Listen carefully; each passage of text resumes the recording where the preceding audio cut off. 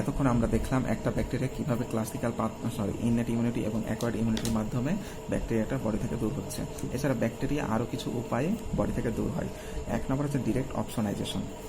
বডিতে যে অ্যান্টিজেন থাকে, আমরা দেখলাম 1 সপ্তাহ পরে যে অ্যান্টিবডি যে তৈরি হলো হিউমারাল ইমিউনিটির মাধ্যমে, সেই আইজিজি অ্যান্টিবডি এই অ্যান্টিজেনের সাথে যদি বাইন্ড করে ফেলে তখন ম্যাক্রোফেজ খুব দ্রুত সেটাকে ইনগাল্প করে ফেলে, সুপার অ্যাক্টিভ ম্যাক্রোফেজ হয়ে যায়। তখন ম্যাক্রোফেজটা এমনি নর্মাল ছিল, সুপার অ্যাক্টিভ ম্যাক্রোফেজ হয়ে যায়। যেহেতু প্রথমে এই ম্যাক্রোফেজটা এই ব্যাকটেরিয়াটাকে ইনগাল্প করতেছিল না, যখন ইমিউনোগ্লোবিন জি যখন লাগলো তখন সেটাকে ইনগাল্প করতে, সেই জন্য ইমিউনোগ্লোবিন জিকে বলা হয় অপশনিং এবং এই ঘটনাটাকে বলা হয় অপশনাইজেশন। অপশনাইজেশন কি বলবো, বাংলা ভাষায় সহজে বলতে গেলে অপশনাইজেশন হচ্ছে যখন কোনো একটা ব্যাকটেরিয়ার সাথে কোনো একটা অপশনিন বাইন্ড করে আইজিজি, তখন ম্যাক্রোফেজ খুব দ্রুত ব্যাকটেরিয়াটাকে ইনগাল্প করে বডি থেকে ক্লিয়ারেন্স করার চেষ্টা করে। এরকমভাবে আরেকটা প্রোটিন আছে C3b। আমরা দেখতেছিলাম বডিতে যে একটা ব্যাকটেরিয়া যে এক্সোটক্সিন থাকে, সেখানে কিছু কমপ্লিমেন্টারি প্রোটিন পরস্পর অ্যাক্টিভেশনের মাধ্যমে C3b কমপ্লিমেন্টারি প্রোটিন থাকে। এই C3b যখন অ্যাটাক থাকবে তখন খুব সহজে একটা নিউট্রোফিল এই ব্যাকটেরিয়াটাকে ইনগাল্প করবে। তার মানে এই ঘটনাটাকে বলতেছি অপশনাইজেশন। যেহেতু এটা এমনিতেই নর্মাল নিউট্রোফিল ফ্যাগোসাইটোসিস করে, ম্যাক্রোফেজ ফ্যাগোসাইটোসিস করে, কিন্তু এই দুইটা যখন যুক্ত থাকবে, ইমিউনোগ্লোবিলিন জি অ্যান্ড C3b যখন যুক্ত থাকবে ব্যাকটেরিয়ার অ্যান্টিজেনের সাথে, তখন খুব দ্রুত ফ্যাগোসাইটোসিস হবে এবং বেশি বেশি পরিমাণে ফ্যাগোসাইটোসিস হবে। এই জন্য আইজিজি এবং C3bকে বলা হয় অপশনিং এবং এই ঘটনাকে বলে অপশনাইজেশন। এবার আমরা আরেকটু আগে দেখলাম যে C2a যেসব এ কম্পোনেন্টগুলো আছে কমপ্লিমেন্টারি প্রোটিনের, সেগুলো মাস্ট সেলকে অ্যাক্টিভেশন করে। মাস্ট সেল সাধারণত আরও অ্যানাদার কারণেও অ্যাক্টিভেশন হয়, যেরকম physical trauma, radiation. Mast cell থাকে কোথায়, এটা আগে আমাকে জানতে হবে। মাস্ট সেল থাকে মেনলি পেরিভাস্কুলার রিজিয়ন। আমাদের যে স্কিনে যে ব্লাড ভেসেলগুলো আছে, সেসব ব্লাড ভেসেলের চারপাশে থাকে মাস্ট সেল, এবং জিআইটি যে লাইনিং আছে, এই লাইনিং এপিথেলিয়ামের মাঝে মাঝে থাকে হচ্ছে মাস্ট সেল। তারপর মাস্ট সেল থাকে দুইটা জায়গাতে, পেরিভাস্কুলার এরিয়া অ্যান্ড হচ্ছে জিআইটি রিজিয়ন। এবং কাউকে যদি হাতে যদি মারা যায়, আমরা জানি তার হাতটা লাল হয়ে যায়। কেন লাল হয়?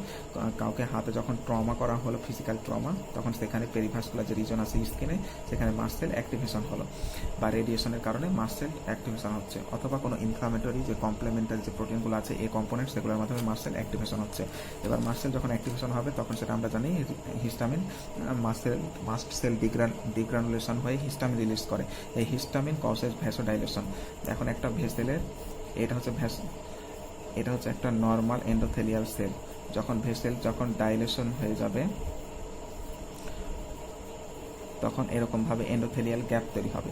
মানে ইনডিরেক্টলি ভাবে কোনো একটা ভেসেল যখন ডাইলেট হবে, ইনডিরেক্টলি ভাবে এন্ডোথেলিয়াল সেলগুলো সিঙ্কেজ হয়ে যাবে, এন্ডোথেলিয়াল গ্যাপ তৈরি হবে। এন্ডোথেলিয়াল গ্যাপ যখন তৈরি হবে তখন কি হবে, খুব সহজে ইডিমা মানে বডি ফ্লুইডগুলো বাইরে বের হবে। এছাড়া নিউট্রোফিল যে আছে, সেই নিউট্রোফিলগুলো খুব সহজে এক্সট্রাভেসেশন হবে বা ইনফ্লামেটরি এরিয়াতে যেতে পারে। এখানে একটা সহজে এগুলোর কাজগুলো লিখে দিয়েছি। C4a কি করে, অ্যাক্টিভেটস মাস্ট সেল। C2a কি করে, ব্রিং মোর নিউট্রোফিল, কিভাবে নিয়ে আসে টু দ্য ইনফ্লামেটরি এরিয়া, এই যে ভ্যাসোডাইলেশন করে, সেলগুলো শ্রিঙ্কেজ হয় ইনডিরেক্টলি ভাবে, তখন খুব সহজে কমপ্লিমেন্টারি প্রোটিন বডির যেসব সেলগুলো রয়েছে WBC, তখন খুব সহজে এক্সট্রাভেসেশন হয়ে টিস্যু স্পেসে চলে আসে। এবার আছে C3a, C5a, এগুলো করে কি বলতেছি, receptor in endothelial lining that attracts more neutrophil and macrophage. Endothelial cell যে সিলেক্টিন ইন্টেগিন যে প্রোটিনগুলো আছে, attachment protein with neutrophil and macrophage, সেগুলো সিনথেসিস বাড়ায় দেয় এন্ডোথেলিয়াল সেলে। তখন খুব সহজে ব্লাডের মধ্যে থাকা নিউট্রোফিল অ্যান্ড হচ্ছে ম্যাক্রোফেজ সেই এন্ডোথেলিয়াল গ্যাপ দিয়ে বাইরে চলে আসতে পারে টিস্যু স্পেসে। C2a কি করে, কি C2a হচ্ছে একটা ভাইরাসকে কাভার করে ফেলে। এখন ধরে নিই একটা যে P2 যে ভাইরাস যে আছে,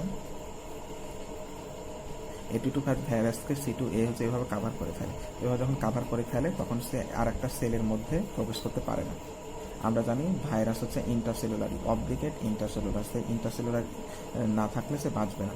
সেহেতু তার মানে C2a হচ্ছে এটাকে যেহেতু কাভার করে ফেললো, তার মানে ভাইরাসটার বডিতে সেলের মধ্যে প্রবেশ করতে পারতেছে না, অ্যান্ড সেলের মধ্যে না প্রবেশ করলে সেই সেলটা ভাইরাস দ্বারা ইনফেক্টেড হবে না। এই জন্য এটাকে বলা হচ্ছে, এক্ষেত্রে ভাইরাসকে আমরা ডিস্ট্রাকশন বলবো না, ভাইরাসের ক্ষেত্রে আমরা ইউজ করবো নিউট্রালাইজেশন, যেহেতু এটা একেবারে একটা জীবিত পদার্থ না, জীবিত।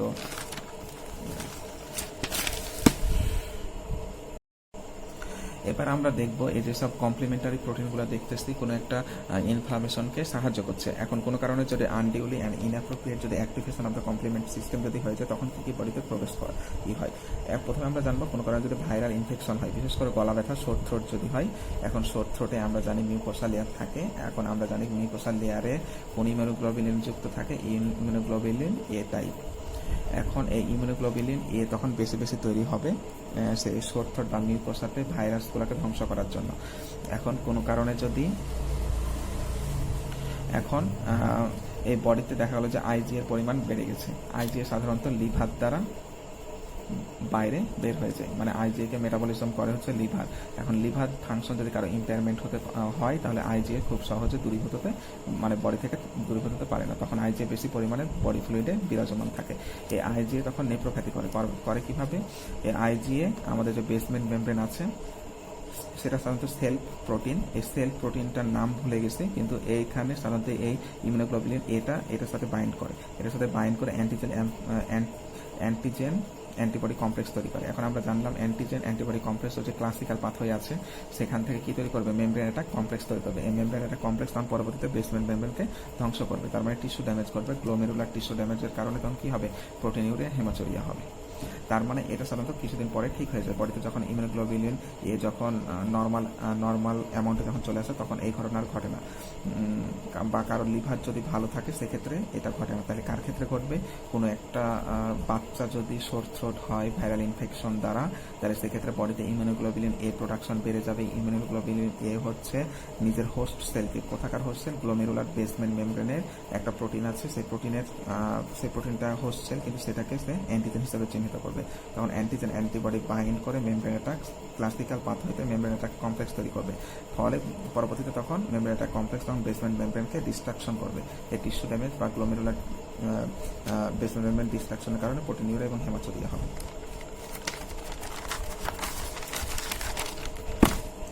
এবার আসি আরেকটা কন্ডিশন যেটাকে বলা হয় ডার্মাটাইটিস হারপেটিফর্ম। এটা হয় কি? যদি আইজিএ যদি সাবকিউটিনিয়াস টিস্যুতে এবং জিআইটি মিউকোসাতে গিয়ে যদি জমা হয়, ডিপোজিট হয়, তাহলে ডিপোজিট হলে করবে কি? সাবকিউটিনিয়াস টিস্যু এবং জিআইটি মিউকোসার যেসব প্রোটিনগুলো আছে বা কোনো সেলুলার যে প্রোটিনগুলো আছে হোস্ট সেলের কোনো একটা কম্পোনেন্ট, সেটাকে সে অ্যান্টিজেন হিসেবে দেখবে। তখন অ্যান্টিজেন অ্যান্টিবডি কমপ্লেক্স হয়ে ক্লাসিক্যাল পাথওয়ে অ্যাক্টিভেশনের মাধ্যমে মেমব্রেন একটা কমপ্লেক্স তৈরি করবে, তখন সেখানে ইনফ্লামেশন হবে, সেটাকে বলতেছে ডার্মাটাইটিস।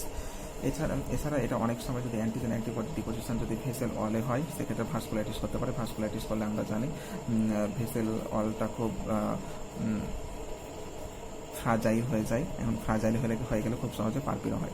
এছাড়া আরেকটা জিনিস ঘটতে পারে, সেটা ওই যে দেখলাম জিআইটি মিউকোসাতে গিয়ে যদি অ্যান্টিজেন মানে ইনফ্লামেশন তৈরি করে, অ্যান্টিজেন অ্যান্টিবডি ডিপোজিশন হয়ে ক্লাসিক্যাল পাথওয়ে অ্যাক্টিভেশনের মাধ্যমে যখন মেমব্রেন একটা কমপ্লেক্স যখন তৈরি করবে, এই মেমব্রেনটা একটা কমপ্লেক্স তখন জিআইটি মিউকোসা লাইনিংকে যখন ডিস্ট্রাকশন করতে যাবে তখন সেখানে ইনফ্লামেশন হবে। এই ইনফ্লামেশনের মাধ্যমে তখন কি হবে না, তখন হচ্ছে আমাদের যে জিআইটি যে নর্মাল সিস্টেম সে নর্মাল সিস্টেমটা হ্যাম্পার হবে, তো সেক্ষেত্রে অ্যাবডোমিনাল ক্রাম্প হতে পারে। এছাড়া এই যে ভাস্কুলাইটিসের কারণে পেটিকি, পারপিউরা এগুলো হতে পারে। এছাড়া নেফ্রনের কারণে গ্লোমেরুলার যে টিস্যু ড্যামেজের কারণে প্রোটিনিউরিয়া হতে পারে।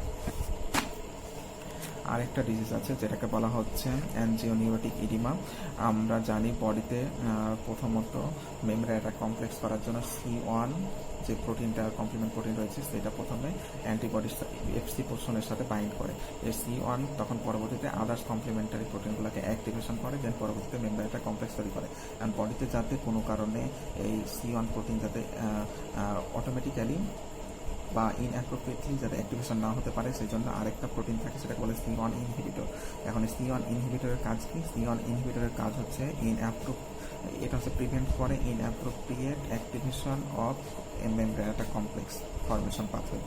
তো এই C1 ইনহিবিটর যখন বডিতে কমে যাবে তখন inappropriate activation of the complement system and classical pathway হবে, তখন মোর C3A C5A এগুলো তৈরি হবে, মেমব্রেন অ্যাটাক কমপ্লেক্স তৈরি হবে। তখন মাস্ট সেল আমরা জানি কোথায় থাকে, আগেই বললাম পেরিভাস্কুলার রিজিয়ন এবং জিআইটি মিউকোসা। এটা আজীবন মনে রাখতে হবে, মাস্ট সেল থাকে দুইটা জায়গাতে, পেরিভাস্কুলার রিজিয়ন বা এন্ডোথেলিয়াল লাইনিং এর চারপাশে এন্ড জিআইটি মিউকোসাতে। এগুলোতে যখন থাকবে তখন বেশি বেশি পরিমাণে এইগুলো কি রিলিজ করবে? এই যে C3A C5A আমরা বলেছিলাম মাস্ট সেলকে অ্যাক্টিভেশন করে, আর mast cell activation mast cell ডিগ্রানুলেশনের মাধ্যমে মোর হিস্টামিন রিলিজ করবে। মোর হিস্টামিন রিলিজ করলে আমরা জানি ভ্যাসোডাইলেশন হবে। একটা হিস্টামিন করে কি?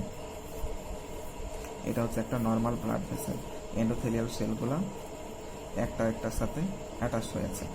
এখন যখন ভেসেল যখন ডাইলেশন হয়ে যাবে তখন এন্ডোথেলিয়াল সেলগুলো ঠিক সেম অবস্থায় থাকবে, কিন্তু মাঝখানে একটা গ্যাপ তৈরি হবে যেহেতু ভেসেল ডাইলেশন হয়ে গেছে। এখন ভেসেল ডাইলেশন হয়ে গেলে আমরা জানি বডি ফ্লুইডগুলো বা প্লাজমাগুলো ব্লাড ভেসেল থেকে এক্সট্রা ভ্যাসেটেড হয়ে টিস্যু স্পেসে জমা হবে, এটাকে আমরা বলবো কি ইডিমা। কোথায় কোথায় ইডিমাটা ঘটে? মেনলি ঘটে লিপসে অ্যান্ড হচ্ছে ল্যারিঞ্জাল মিউকোসাতে। লিপসে ঘটার কারণে লিপস তখন ফুলে যাবে, এবং হচ্ছে ল্যারিঞ্জাল মিউকোসাতে ঘটার কারণে ল্যারিঞ্জাল যে ওপেনিংটা রয়েছে সেটা তখন অবস্ট্রাকশন হয়ে বাতাস চলাচলে বাধা দিয়ে তখন অ্যাসফিক্সিয়া হয়ে মানুষের মারা যেতে পারে। এই তো। এছাড়া পেরিভাস্কুলার এরিয়াতে আরেকটা ঘটনা ঘটে ভাস্কুলাইটিস, সেটা তো আলোচনা করলাম, র্যাশ বা পারপিউরা তৈরি করতে পারে। এই ছিল আজকের কিছু টপিকস। আরও কিছু টপিকস বাকি আছে, সেগুলো নেক্সট দিন আপলোড দেওয়া হবে। ধন্যবাদ সবাই, ভালো থাকুন।